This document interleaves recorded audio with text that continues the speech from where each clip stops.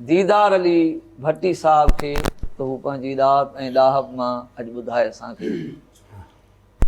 मुंहिंजा साईं जीअं त हीअ महरम शरीफ़ जे हवाले सां ही प्रोग्राम आहे। करबला जे शहीदनि जी यादि में सरकार लतीफ़ फरमायो, ॾिठो महरम माह सुभान अल्लाह सौको शहज़ादनि थियो। ॾिठो महरम माह सौको शहज़ादनि थियो। मके मदीने माड़िए रुनो मथे राह, तंहिं वाहिद खे वाह जो हुकुम हैड़ा थो करे। सुभान अल्लाह। दोस्त को हाय दादला तो मुहिब माराए, ख़ासन खलीलन खे सख्तियूं सहाए। अलाह समद बेनियाज़ सा करे जा चाहे, पोइ इन्हीअ मथां आहे का उन्ही ॻाल्हि इसरार जी।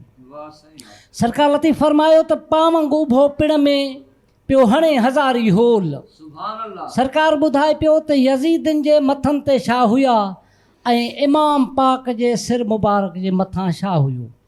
सरकार फरमायो त पावंग उभो पिण में पियो हणे हज़ारी होल। होल चइबो लोहे टोपले खे। पावंग उभो पिण में पियो हणे हज़ारी होल। जोहर ऐं जड़ा वसीं कामिल सिर कंगोल।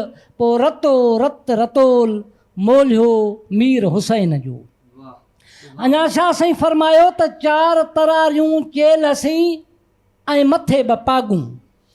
4 तरारियूं चेल हसीं मथे 2 पागूं। अॻियनि जूं आगूं कंवर किले में मोखियूं।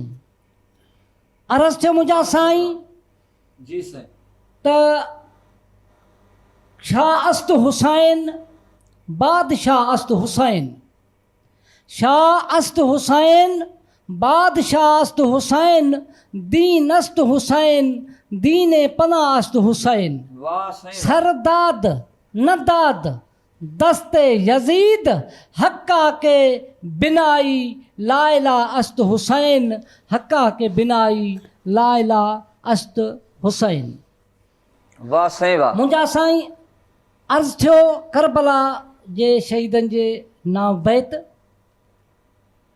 त हुसैन शहनशाह दा शान क्या पुछदे। वाह। हुसैन शहनशाह दा शान क्या पुछदे। ओ इंदा शान पुछे त हबीब को पुछ। इनू कुलियां ते चाड़ घुमेंदा हा। इंदा कदर कुरान करीम को पुछ। वाह साईं वाह। जे नमाज पढ़े जे नमाज पढ़े त सवार समझ। एतबार नवी त अल्लाह को पुछ। हर वक्त इहो आवाज़ आहा। ओ को रंज न करो रहमान को पुछ। जे वगे वेस मंगे वगे वेस मंगे त खुदा पिया मुंहिंजे क्या आंदा हा। जिबरील को पुछ। ओ धड़ करबल विच सिर नेज़े ते पिया कुरान पढ़े मिस्कीन को पुछ।